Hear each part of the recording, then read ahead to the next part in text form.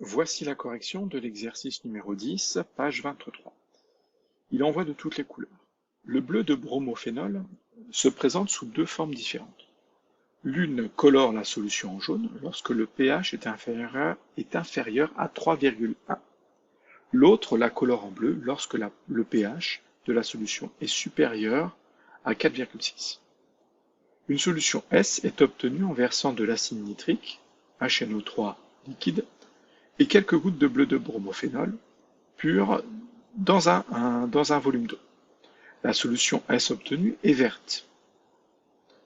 Écrire l'équation de la réaction acide-base entre l'acide nitrique et l'eau, sachant que la transformation est totale. Donc, ici, avant de commencer à répondre, un petit peu de colorimétrie. Le bromophénol peut être jaune ou bleu, et là on obtient une solution verte. Le vert, c'est un mélange de bleu et de jaune.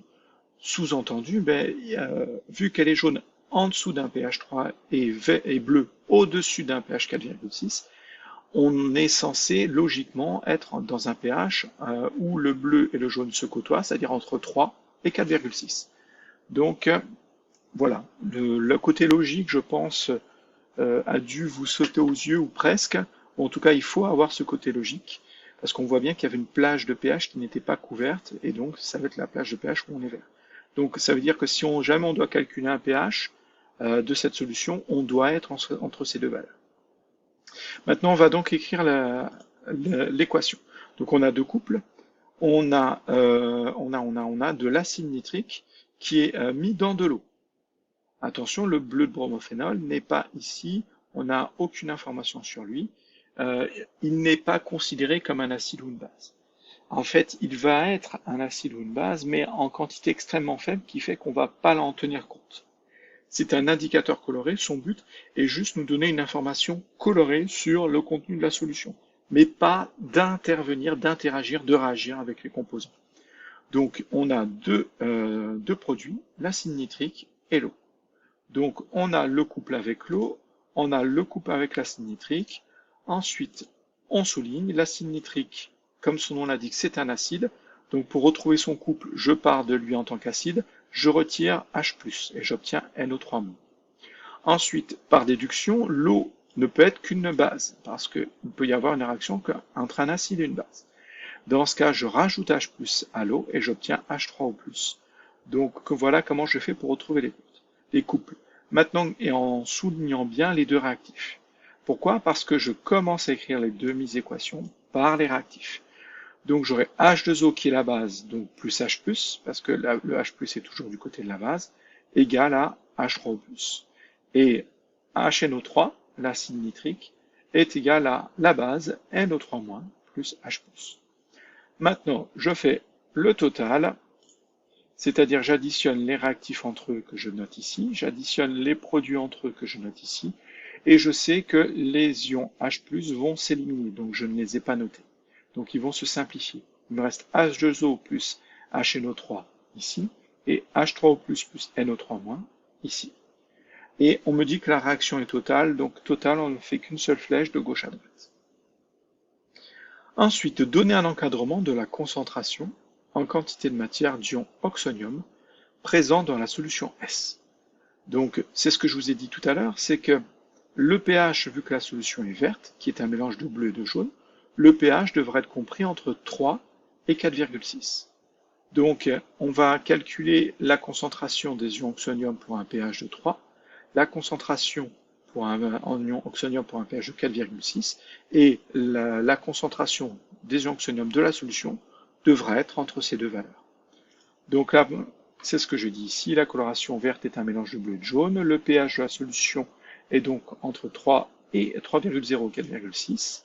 Ensuite, je pars de la formule du cours, pH est égal à moins log de la concentration en ion oxonium sur la concentration standard. Je passe, et à nouveau la même erreur, donc hop, ici il n'y a pas de moins. Je passe le moins de l'autre côté. Hop, excusez-moi, je fais ça avec la souris, c'est pas très joli. Donc le moins passe ici, le moins ici a disparu. Ensuite, je passe le log de l'autre côté, ça se transforme en son opération opposée. L'opération opposée, c'est 10 puissance. Donc, je vais avoir 10 puissance de tout ce qu'il y avait à gauche, c'est moins pH, donc ça fait 10 puissance moins pH. Et il me reste H3O+ sur C0. Le C0, je le passe de l'autre côté, c'était divisé par C0, ça se transforme en multiplié par C0. Donc, on retrouve le C0 ici, fois 10 puissance moins pH. Et ça va me permettre de calculer la concentration en ion H3+. Et le but était de calculer pour deux valeurs de pH, 3,0 et 4,6. Donc la concentration en ion H3+ pour un pH de 3, ça va faire 1, la concentration standard vaut toujours 1, multiplié par 10 puissance moins 3,0, qui était la valeur du pH. Ça fait 10 puissance moins 3 moles par litre. Ensuite, la concentration en oxonium pour un pH de 4,6, ça va être C0, qui est toujours 1, multiplié par la 10 puissance moins pH, et le pH vaut 4,6. Et j'obtiens 2,5 fois 10 puissance moins 5 moles par litre. Donc ça veut dire que la concentration en oxonium de la solution, qui est verte, donc qui a un pH compris entre 3 et 4,6, aura une concentration en oxonium compris entre 10 puissance moins 3 au plus haut et 2,5 fois 10 puissance moins 5 au plus bas. Donc ça, c'était la question 2. Question 3. Précisez la démarche à suivre pour que la couleur de la solution vire au jaune. Donc là, ça va pas être trop compliqué. Pour que la couleur vire au jaune, il faut diminuer le pH parce que on est à un pH compris entre 3 et 4 pour être au vert. Et il faut un pH inférieur à 3 pour que ce soit jaune. Donc, il faut diminuer le pH. Pour cela, il faut augmenter la concentration en oxonium, c'est-à-dire qu'il faut ajouter de l'acide nitrique. Il faut ajouter l'espèce chimique acide. Donc, l'acide nitrique, si on en rajoute, ça va augmenter la concentration en oxonium, ça va faire diminuer le pH, la solution va devenir jaune. Ensuite, je vais quand même aller lire la question avant de la faire apparaître. Donc, la question, c'est 4A. On ajoute de l'hydroxyde de sodium dans la solution. Écrire l'équation de la réaction entre les ions hydroxyde et les ions oxonium, présents dans la solution S. La transformation est totale. Remarquez qu'on vous ne donne pas la formule des ions hydroxyde. La formule des ions hydroxyde et la formule des ions oxonium doivent être connues par cœur, mais vraiment par cœur. Parce qu'on peut ne pas vous la donner le jour du bac, c'est possible. Et là, si vous ne connaissez pas une formule, vous pouvez être bloqué pendant un moment. Alors, généralement, il y aura toujours un moment où ça sera marqué dans l'exercice, et ça peut vous faire perdre du temps, vous déstabiliser, donc il faut les connaître. Donc, la formule des ions hydroxyde, ça va être H-. Donc, déjà, je sais qu'il y a les ions oxonium, H3+, ils font partie du couple H3+, H2O. Ensuite, il va y avoir les ions hydroxyde, c'est H-.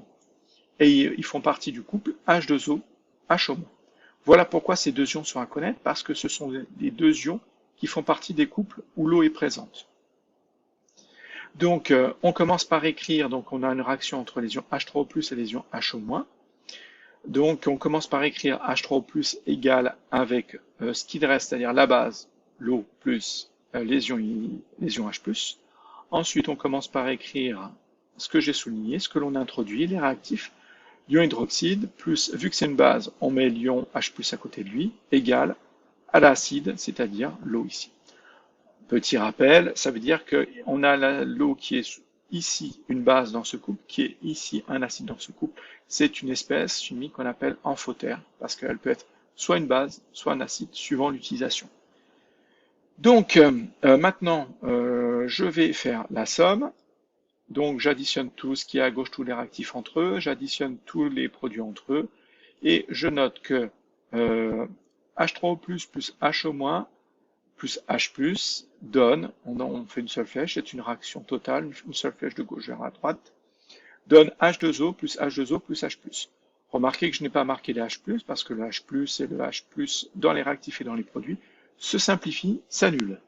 Donc il me reste plus que H3O+, plus H-, et de l'autre côté, H2O plus H2O, je vais marquer 2H2O. Question suivante. 4b. justifier que les ions sodium Na+, sont spectateurs. Donc les ions sodium, les ions sodium qui sont introduits, voilà, ici oui. Donc c'est l'hydroxyde de sodium. Donc l'hydroxyde de sodium, on a comme hydroxyde de sodium, dans l'hydroxyde de sodium, on a des ions hydroxyde et des ions sodium. Donc il faut se poser la question, on a utilisé les ions hydroxyde qui vont réagir, et ça veut dire que les ions sodium sont spectateurs. Donc les ions sodium Na+, ne font pas partie d'un couple acide-base. Donc ils ne peuvent pas interagir dans une réaction acido-basique. Donc ils n'interviennent pas pendant la réaction. C'est la définition d'ion spectateur ou d'une espèce chimique spectatrice, c'est-à-dire qu'elle a été introduite parce qu'on n'avait pas le choix, mais finalement elle n'intervient pas lors de la réaction. Ensuite, dernière question, indiquer la couleur de la solution si l'on continue d'ajouter de l'hydroxyde de sodium à la solution S.